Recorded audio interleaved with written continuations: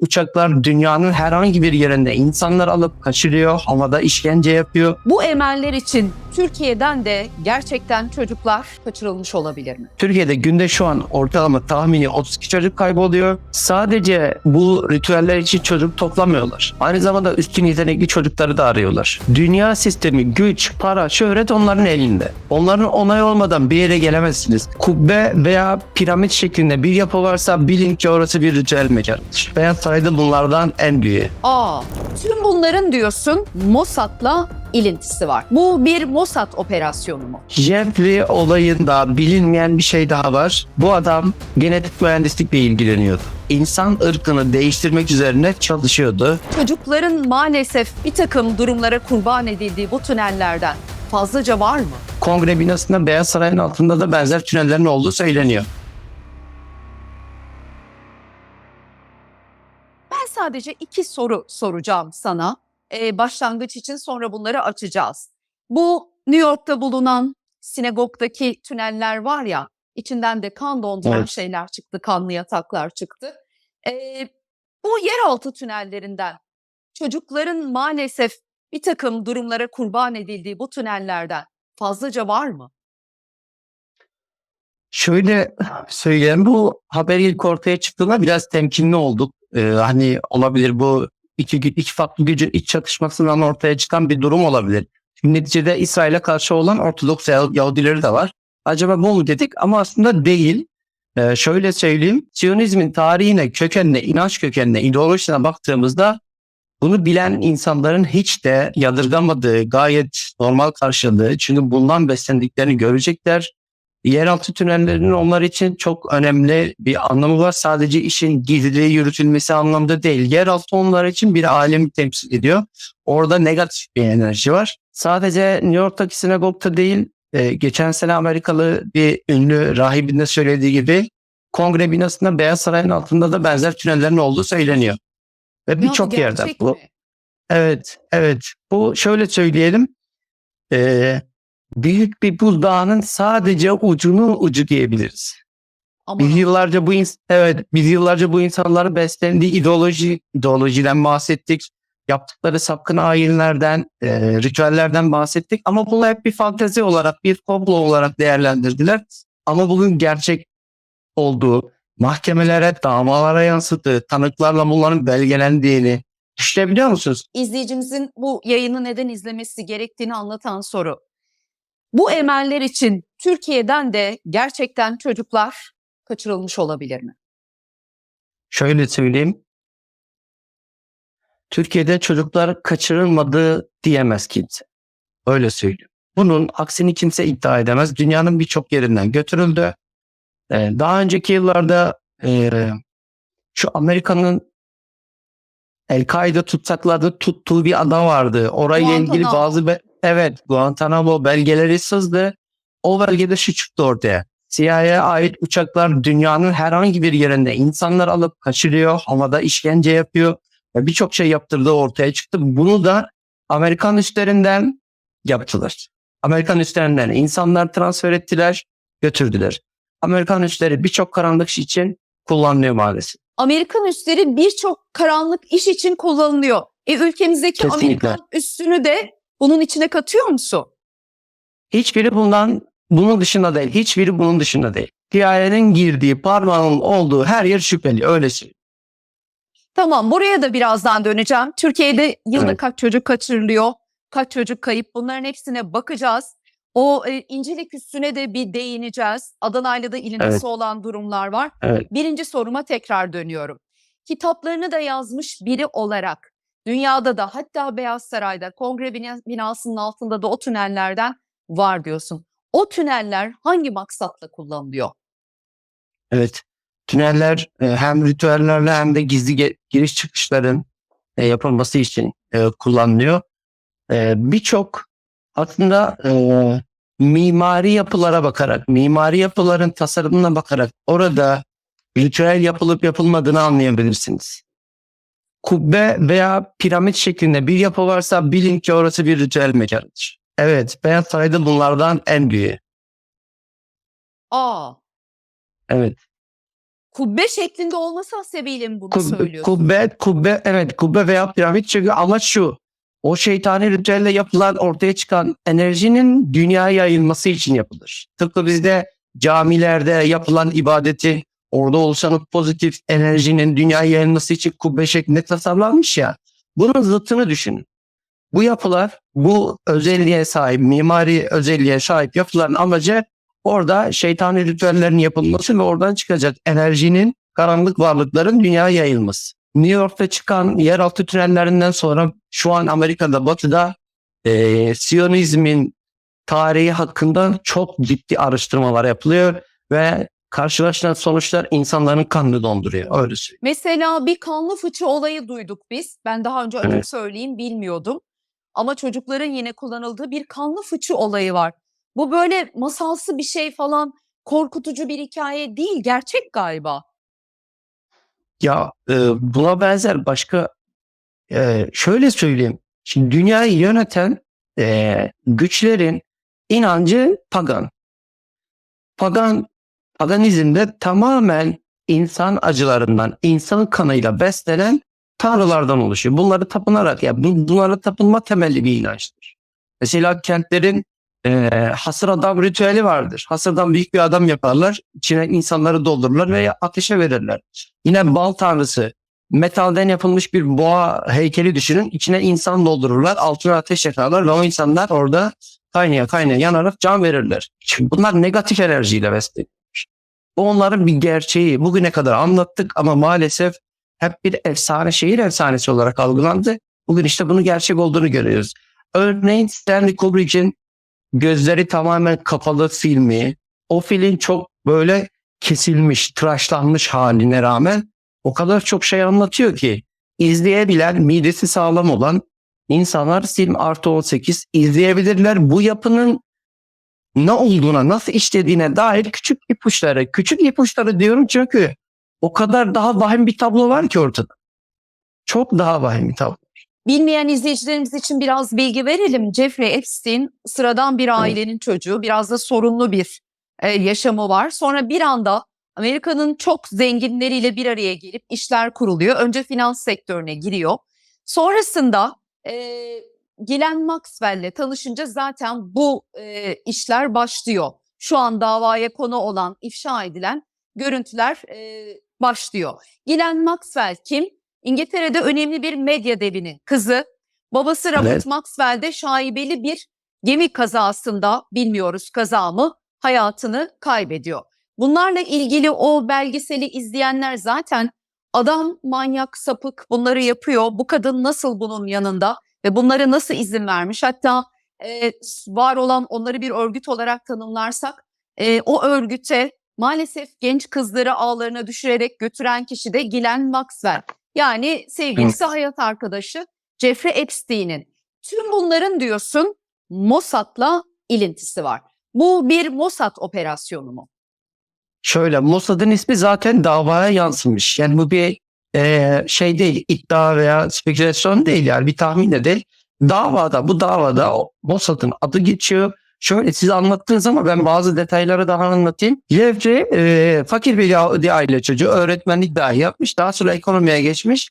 Şu özelliğiyle ön plana çıkmış: dolandırma yeteneği, kandırma yeteneği, manipüle yeteneği. Çalıştığı şirketin hesabından o kadar büyük meblağda paralar çekmiş ki Wall Street'teki iş adamları bunun büyük bir yetenek olduğunu söylüyorlar ve onu işe alıyor. Kiminle yolları kesiyor? Şöyle, ünlü bir şirket var. Victoria Melekleri diyeyim, öyle anlarsınız. O şirketin sahibi onunla tanışıyor ve şirketlerini yönetmesi için ona devrediyor. Aslında şöyle söyleyeyim ben size. Bu işin arkasında ben böyle olduğunu düşünüyorum. İlişki ağına baktığımızda ortaya bu çıkıyor. Bundan sonra işler ortaya çıkmaya başlıyor. Jeffrey bu adamla, bu holding sahibiyle tanıştıktan sonra özellikle şeyi istiyor. Victoria Melekleri şirketini istiyor. Victoria Melekleri şirketi arkasından demek ki bazı gizli işler yürütüyor. Daha sonra sevgilisiyle, Maxwell'le tanışıyor. Şimdi Maxwell'le Jeffrey arasındaki ilişki şöyle: sistemi, düzeni, o ağını oluşturan, 18 yaşının altındaki çocukların olduğu o bataklık ağını Jeffrey kuruyor. Maxwell ise kritik insanlarla olan ilişki ağını kuruyor. Şimdi bu dosyada çok ünlü isimler geçiyor ya, bütün bunlarla bağlantıyı sağlayan Maxwell. Ve bunun tabii 3 önemli bayan var. Bu sistemde 3 önemli. Birincisi Maxwell, diğeri ise Jeffrey'nin kölelerim dediği, evet şöyle notlarımın arasında vardı. Kölelerim dediği 2 bayan daha var. Bunlardan model. Biri pilotluğunu yapıyor. Evet. Nadia isimli bir pilot var. Model aynı zamanda. Ve Sarah isimli bir kadın var. Nadia tüm dünyadaki kurulan ağdan sisteme kızları ve çocukları taşıyor. Sarah ise bu çocukların eğitimiyle ilgileniyor. Yani uygunsuz işleri nasıl yapacaklarına dair eğitim veriyor. Beyin yıkama kısmıyla uğraşıyor. Emma Taylor var. Emma Taylor da bu çocuklara masaj eğitimi, nasıl masaj yapacaklar. Çünkü masaj burada çok önemli. Olay ilk ortaya çıkış aşamasında olayın merkezinde masaj var. Bu olay nasıl ortaya çıkıyor biliyor musunuz? Palm Beach'te bir lisede ortaya çıkıyor. Ve genç kızların, liseli kızların, 13-14 yaşındaki kızların kendi aralarında kavga etmesi üzerine tesadüfen ortaya çıkıyor. Kavga okul idaresine yansıyor. Kızlardan birinin cebinde $300 çıkıyor. Lise öğrencisinin cebinde $300 ne işi var diye sorguladıklarında iş şeye gidiyor. Jeffrey'e gidiyor.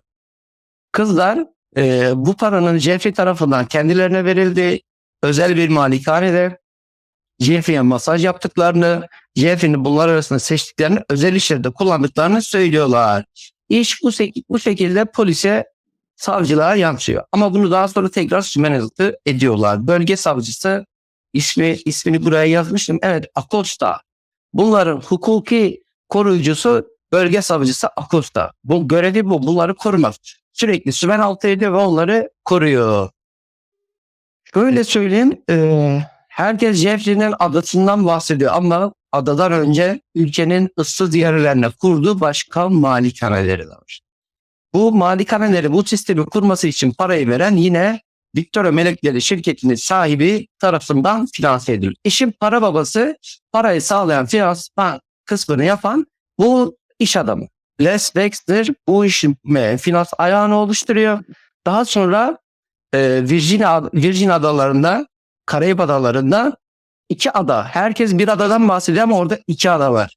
Kameralara yansıyan, gündeme yansıyan adanın hemen aşağısında çok daha büyük bir ada daha var. Orada ne yapılıyor bilinmiyor. Ama Jeffrey'nin diye bu iş için kullandığı malikanelere ve adadaki yapılara, tapınaklara baktığımızda karşımıza çıkan belli başlı şeyler var. Bir, hem malikanelerinde hem de adadaki yapılarda mavi beyaz renk gözümüze çarpıyor. Desenli, Araya damalı. girebilir miyim? Evet. O Tabii. bildiğimiz adada bir yapı var. Böyle dediğin gibi Evet. tapınak gibi bir yer Bir ve kubbe tesis var. biçiminde. Evet, kubbe biçiminde. Kubbesi var. Mavi beyaz renkte yapılmış. Kesinlikle. Ne anlama geliyor Evet. bu? Şimdi mavi beyaz rengin Siyonizmde ve pagan dinlerde özel bir yeri vardır.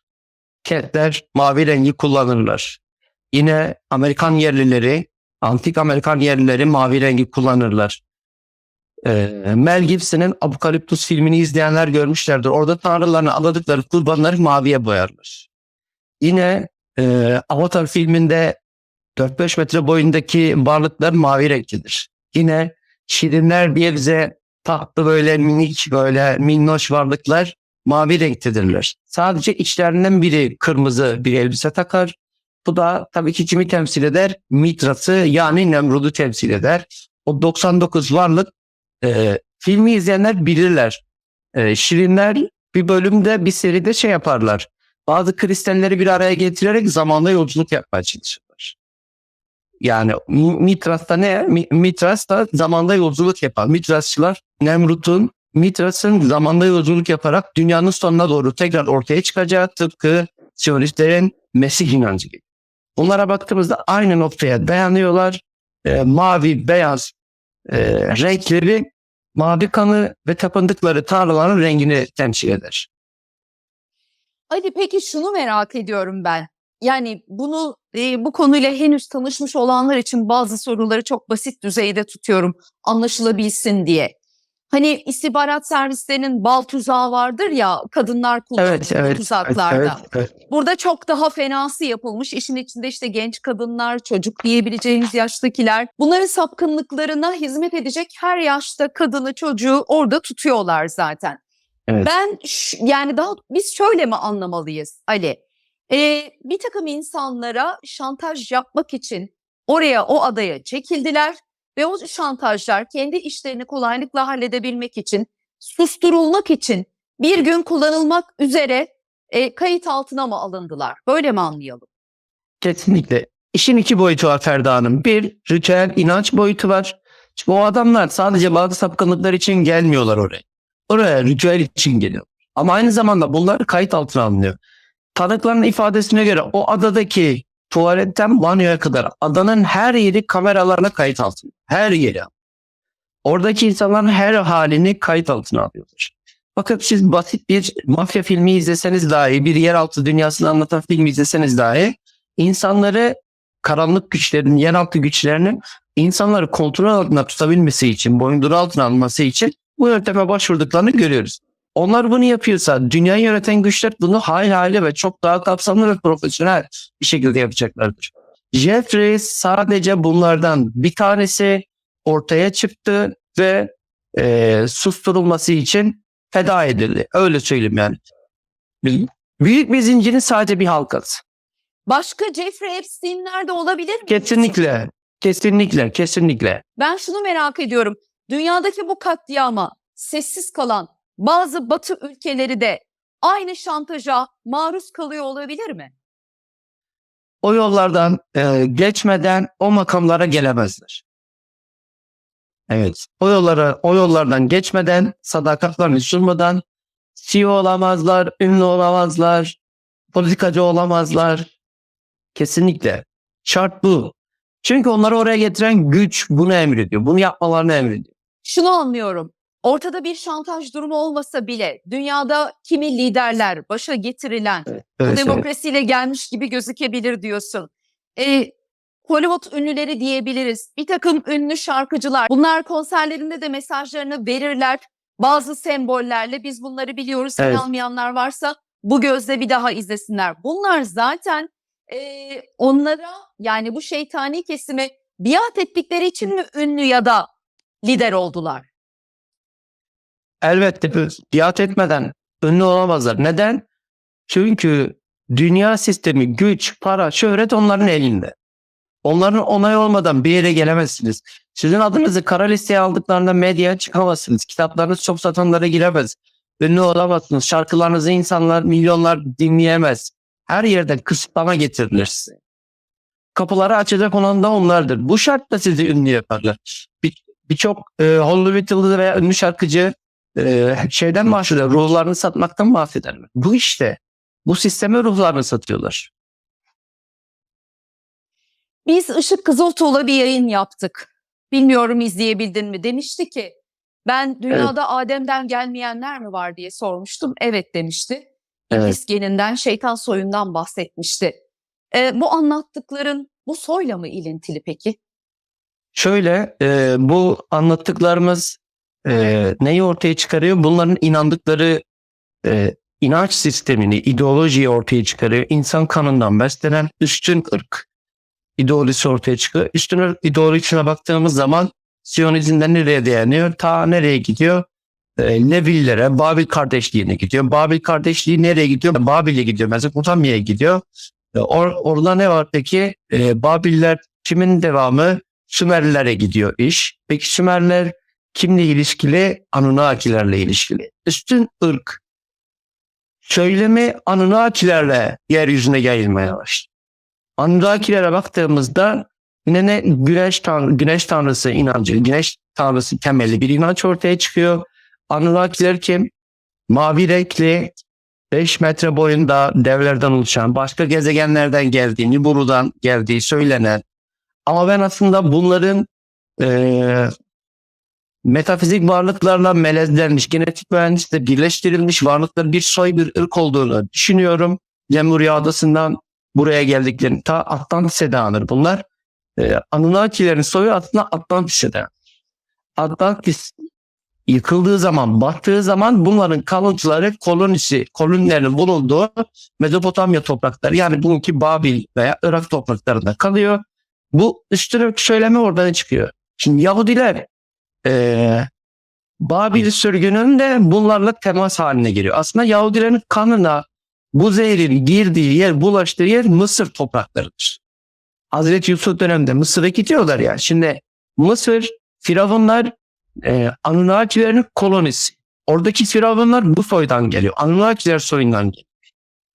Orada Kabala ile bağlantı kuruyorlar. Kabala'yı çalıyorlar veya etkileşim haline girip alıyorlar. Yahudiler Hazreti Yusuf döneminde Mısır'a giderken orada Kabala ile Mısır eski diniyle şöyle söyleyelim. Firavunların dayandığı soydan getirdikleri bir bilgi, bir Kabala diyoruz ona aslında ama çok daha geniş bir şey. Kabala ile ilk defa irtibat kuruyorlar. Aslında bu inanıştan geliyor. Yahudilerin kanına bu üstte zehri ilk kez Mısır'da bulaşıyor. Daha sonra Babil sürgününde Babil kardeşliğiyle tekrar Talmud yasasını yazıyorlar. Gizlenen Talmud yasası diye bir kitapları var. Bir kitap tavsiyesinde bulunayım. Hakan Elmas Çebi'nin Gizlenen Talmud yasaları diye bir kitabı var. Oradan bakarsanız Talmud'un bu sapkın insanlar tarafından yazıldığını zaten ayan bayan görüyorsunuz. O kadar faşist, o kadar böyle kana susamış bir kitap ki okurken tüyleriniz diken diken olacak. Tüylerimizi diken diken eden durumları görüyoruz ya, biz bilenler bile çıkan detaylar karşısında dehşete düşüyor. Zaten yanı başımızda 10.000 çocuk öldürülmüş. Birilerinin kılı hiç kıpırdamıyor. Hiç de bunda bir beis görmüyorlar. Keza Epstein olayına baktığımızda dehşet verici durumlar var. Birazdan soracağım o çocukları hangi maksatla kullandılar diye. Bunlar çocuklardan, kanlarımızdan ne istiyor diye. Ya bundan sebep mi? İnandıkları uğruna mı hiç bunlardan bir beis duymuyorlar? Şöyle söyleyeyim, onlar iblis soyundan, öyle söyleyeyim. İnsanoğlu ile iblis arasında bir kan davası var. Bitmeyen, kıyamete kadar sürecek olan ki ayet-i kerimede ne diyor? Şeytan sizin apaçık bir düşmanınızdır. Apaçık bir düşmanınızdır diyor. Ve şeytan diyor ki ben kıyamete kadar onları arkamdan cehenneme sürükleyeceğim. Burada bir kan davası var. Burada bir yeminli bir düşmanlık var. İnsan kanına olan zaafları da buradan geliyor. Neden çocuk ama bakın. Şimdi çocukta bir masumiyet var. Bizde çocukları sevindirmek çok büyük bir sevap ya. Sebebine çok bazen bir pozitif enerji çıkıyor orada. Bunun tersini düşünün. Negatif enerjiye ihtiyacınız varsa pozitif enerjiyi çıkaran durumun zıttını yaratmalısınız. Zıttıyla uğraşmalısınız. Mesela ne yapıyorlar? Kur'an-ı Kerim'i başımızın üstünde tutmamız çok güzel bir şey değil mi? Bu pozitif bir şey. Onlar negatif enerji elde etmek için ne yapıyorlar? Kur'an-ı Kerim'i ayaklarının altına bağlıyorlar. Buradan çıkacak negatif enerjiden beslenmek için. Şimdi bunların tanrılarına yapılan ayinlerde, ritüellerde neden insan kurban ediliyor? Çünkü insan ırkı Adem ırkını temsil ettiği için, pozitifi temsil ettiği için, iyiliği temsil ettiği için, yeryüzünün halifesi olduğu için ona yapılan kötülük, onun kurban edilmesi muazzam bir negatif enerji çıkarıyor. Onların sahip olduğu duygular ve tapındıkları tanrılar bu negatif enerjiyle güçleniyor. Bununla besleniyorlar. Bundan dolayı bu ayinleri yapıyor. O zaman dünyada kaybolan çocuklar, ülkemizde kaybolan çocuklar, bunların bu kirli emellerine alet edilmek üzere kaçırılıyor olabilir mi? Bence rakamları bir verelim Ali. Dünyada, Türkiye'de ne kadar çocuk kayboluyor? Ne kadar çocuk kayıpları akıbeti bilinmiyor? Bir rakamları verelim bence. Tabii çocuk kayıpları hiçbir zaman masum olmaz. Eğer bulunmuyorsa hani kaybolur, başına bir şey gelir, tespit edilir. Onun dışında hiçbir çocuk kaybı masum değildir. Bakın Amerika'da 40 saniyede mi 50 saniyede bir çocuk kaybolur. Türkiye'de günde ortalama 32 tane çocuk kaybolur. Şöyle söyleyeyim, 2016'ya kadar TÜİK bunların istatistiğini yayınlıyordu ama 2016'dan sonra yayınlamamaya başladı. 2008'den 2016'ya kadar Türkiye'de 104.531 çocuk kayboldu. Şöyle Avrupa'da 2 dakikada bir çocuk kayboluyor. Amerika'da 1 saniyede bir çocuk. Türkiye'de günde şu an ortalama tahmini 32 çocuk kayboluyor. Dünyada ise Avustralya'da her yıl yaklaşık 20 bin çocuk. Kanada'da her yıl tahminen 45 bin çocuk. Almanya'da her yıl tahmini 100 bin. Hindistan'da 96 bin. Jamaika'da 2015 yılındaki tahmine göre 1900. Rusya'da 2015 yılındaki rakama göre 45 bin. İspanya'da her yıl 20 bin şeklinde liste uzayıp gidiyor. Amerika'da her yılda 460 bin çocuk kayboluyor. Tabii bunların hepsi tamamen yok olmuyor. Tamamen kaybolmuyor. Sonradan bulunanlar oluyor. Ama bunların %1'ini dahi alsanız çok ciddi, çok korkutucu bir rakam ortaya çıkıyor. Bu çocukların akıbeti bunun bilinmiyor. Bunlar birçok şey için kullanılıyor. Malum biliyorsunuz gençlik hormonu denen bir şey var. Onun için de kullanılıyor. Yine organ mafyası tarafından kullanılıyor. Ve en kötüsü de tüm dünyanın her yerine örümcek ağı gibi yerleşmiş olan bir şebeke tarafından bunlar özel yerlere, ritüellerde kullanmak üzere veya zihin kontrol operasyonlarında kullanmak üzere, zihin kontrol programlarında, beyin yıkama programlarında kullanmak üzere belirli yerlere götürülüyor. Bu Jeffrey olayının bir de zihin kontrol yönü var. Tam onu soracaktım. Nedir o zihin kontrolüyle de ilgisi var Ferda Hanım dedin sen bana yayından önce. Nedir? Yani manipüle mi ediliyor kaçırılanlar ya da zihinleri mi kontrol altına alınıyor, ele mi geçiriliyorlar o anlamda? Evet. Şimdi adaya 3000 kişi gitmiş ya Ferda Hanım. Bu bilinen ve tek bir adaya ve 2 adaya Jeffrey'nin Kara Kitap diye bir ajandası var. Oraya giden bütün ölümlerin bilgileri yer alıyor. O ajandada 3000 kişinin ismi var. Bu sadece bir kişi. Düşünebiliyor musunuz? Bunun onlarca kişi olduğunu düşünün. Her birinde 3000 isim olduğunu ve 2000, 3000, 4000 isim olduğunu düşünün. O adaya giden ve bu çocuklar üzerinden yapılan uygunsuz ritüeller, eylemler, o insanların zihin yıkama, zihin kontrol operasyonlarında kullanılıyor. Çocuklar da yine aynı şekilde küçük yaşta başlanıyor. Zihin kontrolü şöyle, CIA'nin MK Ultra projesine baktığımızda ki bu Nazilerden alınmıştır. Bugün Amerika Birleşik Devletleri'nin sahip olduğu birçok teknoloji zaten Nazilerden alınmıştır. Nazi kökenli bilim adamları bu projelerin başında durmuştur ve bugüne getirmiştir. MK Ultra da bunlardan bir tanesidir. Günümüz adı ile Monarch projesi. Hatta CIA'den ayrılan emekli bir CIA ajanı vardı. Baykuş İmparatorluğu diye bir kitap yazdı. Orada olan biten her şeyi anlatıyor. Ama bu kitap yasaklandı bir nevi. Baskısı tükendi, satılmıyor, basılmıyor, el altından yasaklandı. Yani çok uğraştım bulmak için ama temin edemedim.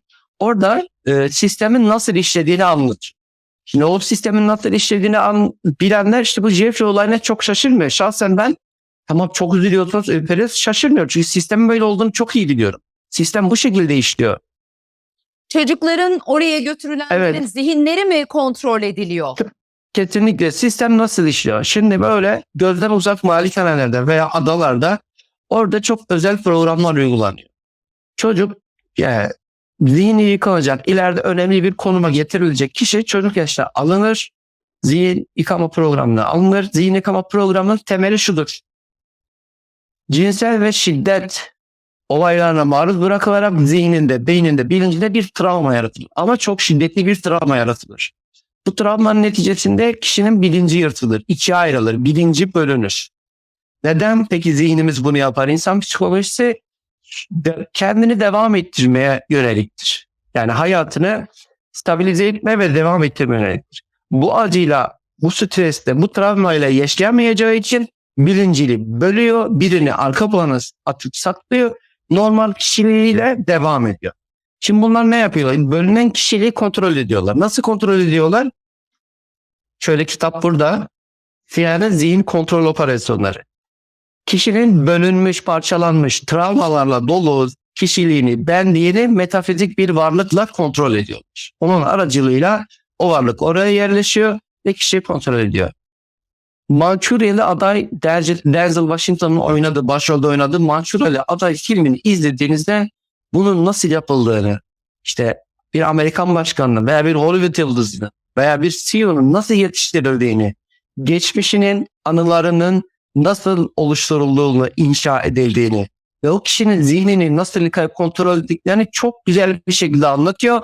Bu adalar, bu olaylar bunun için bir aparat. Bu olay, Jeffrey olayında ortaya çıkan bütün bunlar sadece sistemin birer aparatı. Jeffrey olayında bilinmeyen bir şey daha var. Bu adam genetik mühendislikle ilgileniyordu. Çok ilgi duyuyordu. Yapay zeka ve genetik mühendislik ile insan ırkını değiştirmek üzerine çalışıyordu. Ya bu gündeme gelmişse mutlaka bu yapılmıştır. Şöyle bir tehlike var. Ve bir çiftlik kurmuş, bebek çiftliği kurmuş bir adada. Bir yerde bebek çiftliği kurmuş. Burada aynı anda 20 kadının kendisinden gebe kalmasını sağladığı düşünülüyor diyor. Böyle iddia var. Düşünülüyor değil, yapılmış ve kendi DNA'sından çocuklar üretmeyi istiyormuş. Bu onun hayaliymiş, bu yönde çalışıyormuş. Benim anladığım şu, Ali, bütün bu olanları üst üste koyduğumuzda dünya alt üst oluyor. Öyle. Çünkü dünya bunların elinde. Mesela onların neden peki bu çocuk kurbanı, çocuk üzerinde çok duruyorlar? Çünkü onların mitolojisinde, inançlarında Molok tanrısı var. Uğruna çocukların kurban edildiği Molok tanrısı var. Şimdi Molok tanrısı, bakın Hazreti İbrahim'e gittiğimizde şu Hazreti İbrahim'in Hazreti İsmail'i kurban etme olayı var ya. Her bir peygamber ve onun her bir vakası bize aslında çok şey anlatıyor. Biz okuyamıyoruz. Bakın orada ne anlatmaya çalışıyor? Hazreti İbrahim, Allah-u Teala Hazreti İbrahim de şunu anlatmaya çalışıyor. Sizin uğruna çocuklar kurban ettiğiniz tanrılarınız var ama ben asla uğruma çocuklar kurban edilmesine razı gelmem. Hazreti İbrahim vakası bunu gösteriyor. Yine Efendimiz Aleyhisselatü Vesselam döneminde kız çocukları bize tam anlatılmıyor. İşte kız çocukların diri diri gömülmesi de aslında orada tanrılarına kurban ediyorlar. Efendimiz geliyor, ilk iş bunu kaldırıyor. Vesaire vesaire. Hazreti İbrahim olayı bize çok şey anlatıyor. Çünkü neden? Hazreti İbrahim'in geldiği dönemde bu topraklarda, bu coğrafyada çocuk kurban etme çok yaygın. Kime? Bunların tanrılarına. Tanrılarına. Neden? Evet, tabii. Neden bunlar Mezopotamya bu kadar ilgi gösteriyorlar? Neden Babil mitolojisine bu kadar? Çünkü çıkış yerleri burası. Çünkü Atlantis uygarlığından kalan koloni, son kalıntılar buradaydı. Sümerlilerdeydi, Anunnakilerdeydi. Kalıntıları buralar. O yüzden de biz hedefteyiz gibi de algılayabilir miyiz? Kesinlikle. Tabii ki burası onların ana vatanı.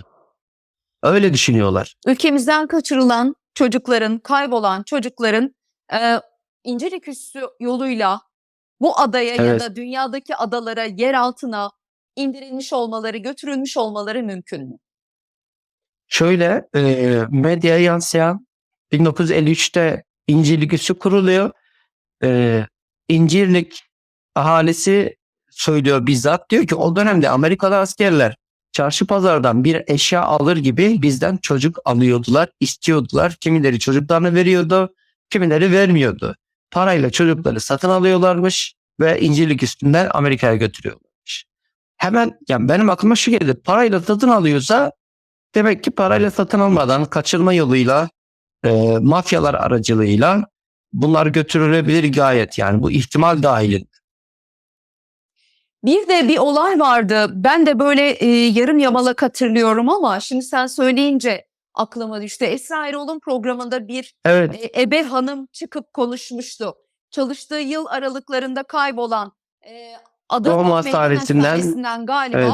kaybolan çocukları, kaybolmuş bir çocuk üzerinden yola çıkarak hikayesi dinlenilmişti ama o olayın hatırladığım kadarıyla yine sonu gelmedi. Adana'daki kaybolan çocuklar bence daha da şüpheli bunları duyduktan sonra. Şöyle burada bir istatistik vardı elimde.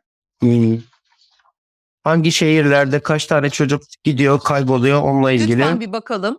Evet. Evet, şöyle 2017'de Gaziantep'te Suriyeli göçmen 91 aile kayıp ihbarında bulunmuş.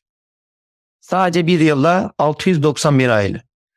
En çok kayıp vakalarının %55'i Antalya'da. Bak burası çok önemli. Çocuk kayıp ihbarlarının, olaylarının %55'i, yarısından fazlası Antalya'da gerçekleşiyor. En çok çocuk kayıpları şu illerde: Diyarbakır, Antep, İstanbul, İzmir, Kayseri, Adana, Ankara, Bursa, Denizli, Urfa. en çok kayıplar buralarda yaşanıyor. Yine Avrupa'da 10 binden fazla göçmen çocuğun ortadan kaybolduğu bilinen bir gerçek. Bilinen Rakamlara bir şey, yansıyor. evet. Evet. Evet. Muhtemelen şu konuşuluyor tabii, muhtemeldir ki Avrupa'da da kaybolan son dönemdeki binlerce Suriyeli çocuk acaba istismar kulübü olarak Evet. şimdi bildiğimiz, öğrendiğimiz Ferda Hanım, Epstein'in o şunu da ada ya düşeyim. da adalarına mı Evet. götürüldü? Şunu da söyleyeyim. Sadece bu ritüeller için çocuk toplamıyorlar. Aynı zamanda üstün yetenekli çocukları da arıyorlar. Psikik yetenekleri olan veya yüksek IQ'lu çocukları da arıyorlar. Bilhassa bazı çocuk oyunlarına dikkat edelim. Ondan sonra insan yüzünü çekip çeşitli animasyonlar ekleyen bazı uygulamalar var. Adını zikretmeyeyim. Çocuklarınızı bunlardan uzak tutun. Çünkü bunlar sürekli çocukların yüzlerini tarayıp veri topluyor. Kaybolan çocuklar elbette birçoğu tesadüfi de olabilir ama amaçlı, odaklanmış, fişlenmiş çocuklar da olabilir. Özellikle çocuklarda tespit edip götürüyor olabilirler. Çünkü onlar seçilmiş çocukları da arıyorlar. Şu meşhur Netflix dizisi vardı, Stranger Things. Orada üstün yetenekli çocukları toplayıp onların psikik yeteneklerini kullanıyorlar. Ve gerçekten de bunu yapıyorlar. Üstün yetenekli çocukları tespit edip götürüyorlar. Zihin yıkama kontrol programına dahil edip onları yetiştiriyorlar. Önemli yerlere getiriyorlar. Bunun için dijitali çok iyi kullanıyorlar. Dünyanın dört bir yanından fotoğraflar, videolar, analizler topluyorlar. Ve elinizdeki telefonlar da bunlar için çok güzel, muazzam biçilmiş kaftan araçlar. Sorumuz Çocuklarınızı uzak buydu. tutun. Anne babalara bir uyarıda bulun son olarak. Nerelerden, hangi uygulamalardan, hangi noktalardan çocuklarını uzak tutsunlar. Sokakta da çocuklarının ellerini bırakmasınlar vallahi. Ne diyelim Kesinlikle. Ali? Kesinlikle. Ya ben şöyle söyleyeyim. Şunu çok görüyorum. Çocuk saatlerce dışarıda oyun oynuyor. Bu çocuk nereye gidiyor? Hangi arkadaşlarla takılıyor? Kiminle oturup kalkıyor? Aileler bu konuda çok fazla rahatlar. Çocuğu salıyor dışarı. Akşama kadar o çocuk dışarıda. Bu öyle bir zaman değil. Kesinlikle çocukların nerede olduğunu, kiminle nereye gittiklerine dikkat etsinler. Maalesef sosyal mecra, dijital mecra dışarıdaki mecradan çok daha tehlikeli. Çocuk oyunları bunlar için biçilmiş kaptan buralara sızıyorlar. Hatta bu oyunları özellikle bunun için çıkaranlar var. Çocukların yüzünü tarayan bazı animasyonlar ekleyen uygulamalar var. Bunlar çocuklar için eğlenceli olduğundan dolayı çok kullanıyorlar.